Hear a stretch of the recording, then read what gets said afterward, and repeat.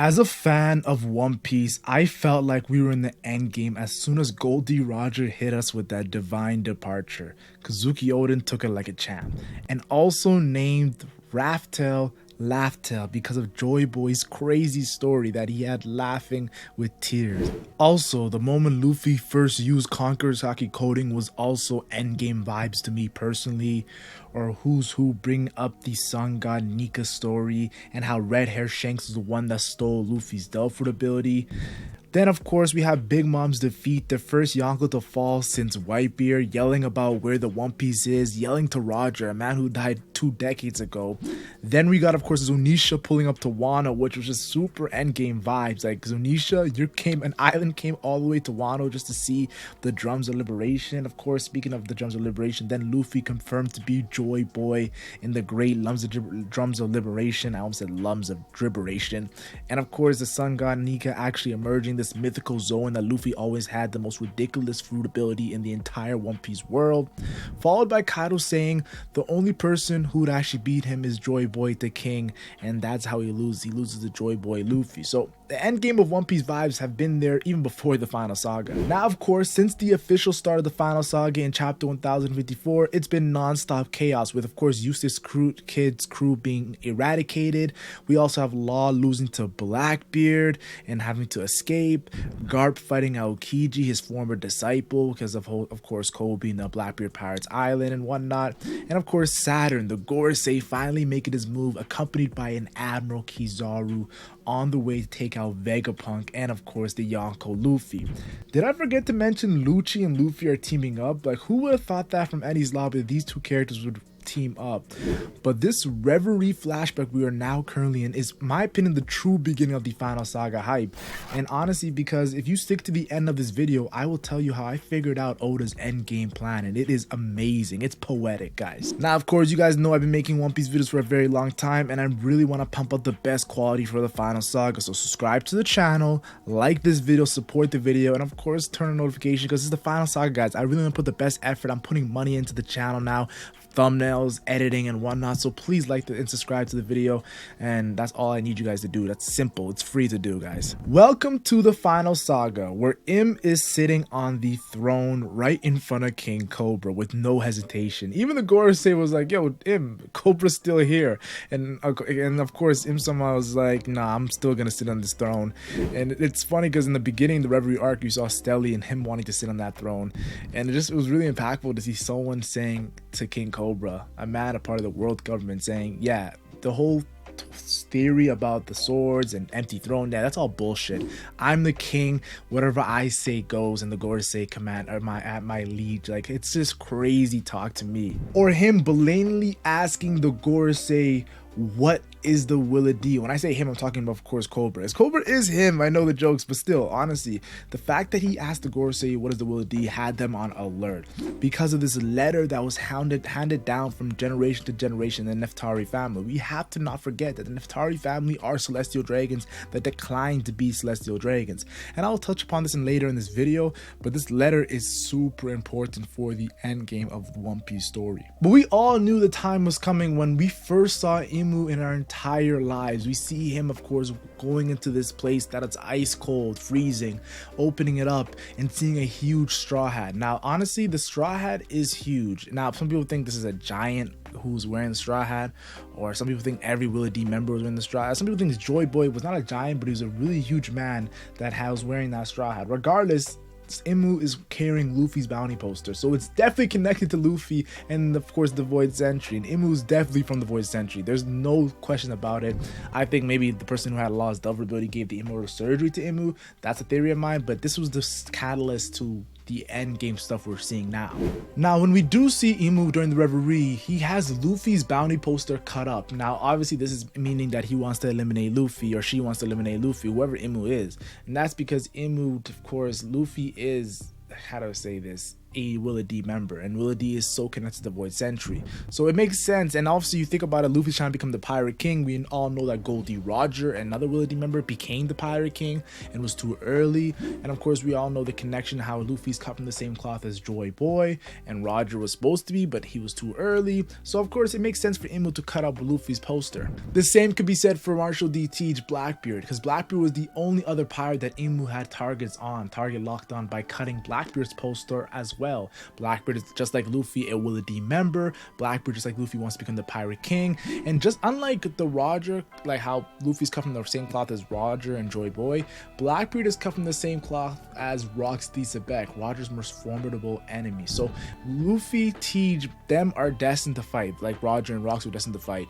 But of course Imu still does not like both of them, because they're both Willa D members that are trying to change the world. Like Blackbeard literally said, make me the king of Pirate Island BI, make me a government, like make me a royal. Blackbeard's dreams are so out of the ordinary. It's amazing to see, guys. It reminds me of how Rox wanted to be king of the world. Now, I did say how Luffy and Blackbeard were the only wanted posters that were cut up. And of course, Imu were looking at these Willa D pirates, but we can't forget there's a Willa D member who actually is the most wanted man in the world, and that's Monkey D. Dragon, the forefront to take down the Celestial Dragons. He's actually attacking the Celestial Dragons, breaking their symbols, of course, kidnapping their slaves, and of course, freeing their slaves, and of course, just taking out Celestial Dragons. The Revolutionary Army are going full throttle right now, and he is a Willa D member that's going to face Imu. But the reason I'm kind of interested in Monkey D. Dragon is because Imu doesn't look to be worried about Monkey D. Dragon as much as Imu's worried about Luffy, his son, and Blackbeard. I wonder what the reason is, but honestly, I can't wait to see Imu and Dragon first clash, because Sabo now revealed that the cat's out the bag, Imu does exist. So it's time for the final saga. Monkey Dragon, it's like poking a stick at a bear. Dylan Brooks said he pokes bears. Well, you don't want to poke a bear. You saw what LeBron did. I think Monkey Dragon's do the same thing. We're all poking a stick at him, like, yo, do something, and he's about to do some crazy things as the most wanted man in the entire world.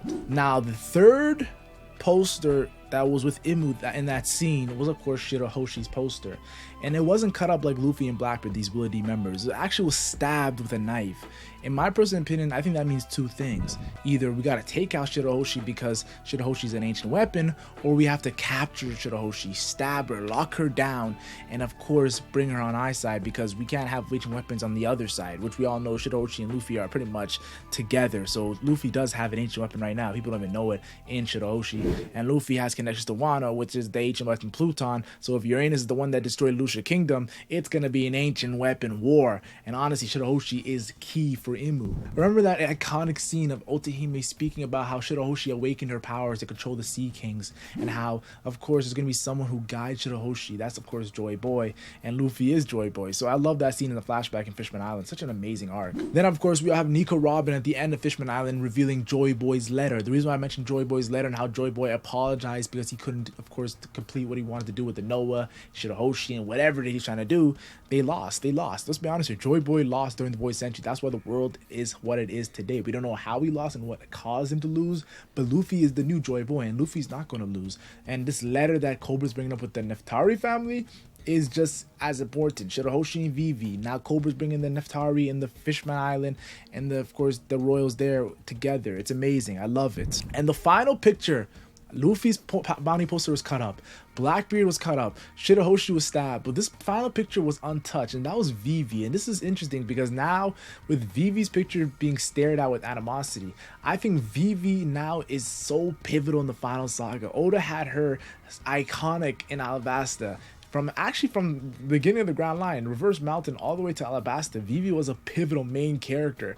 And now Oda's bringing her back with, of course, her being posted with Big News Morgans and, of course, Wapol. She's now in the New World, and she's now a forefront character. Luffy was about to drop everything right now. He just became Yonko, and he's trying to become the Pirate King. He's about to drop everything right now to go after Vivi right now and save her and protect her. So, honestly, I think this is so cool how Vivi is now a pivotal character. Oda was saving that in his bag, and when Oda's in his bag, you gotta stay out the way because he's definitely gonna drop some numbers. And I just think about this iconic scene that just makes me smile to this day. Luffy and Vivi throwing hands. A princess and a pirate throwing hands, punching each other. Even the crew was like, whoa, Luffy, relax.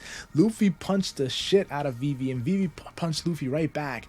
And honestly, this might be the most poetic thing in the entire One Piece series, because it could connect how Joy Boy and, of course, the ancestor of Vivi, Lili, were also connected and could make a Void Century storyline that could surpass every anime and manga past flashback we have ever seen, guys. The Void Century's been being built up for how long? How long? And Oda always said he knows how the final saga is gonna go. He's just writing all this fillers content, not really filler, but these things that need to progress the story so we can reach the climax, which is the final saga. And like I said, Lily, the Willa D, this hype letter. Guys, the hype is real right now. Cobra's revealing everything to the Gorosei, and now Cobra's looking at, of course, Imu, who's saying, Lily? Like, what does that mean? Why is Imu saying the name Lily and showing Imu's self to, of course, Cobra?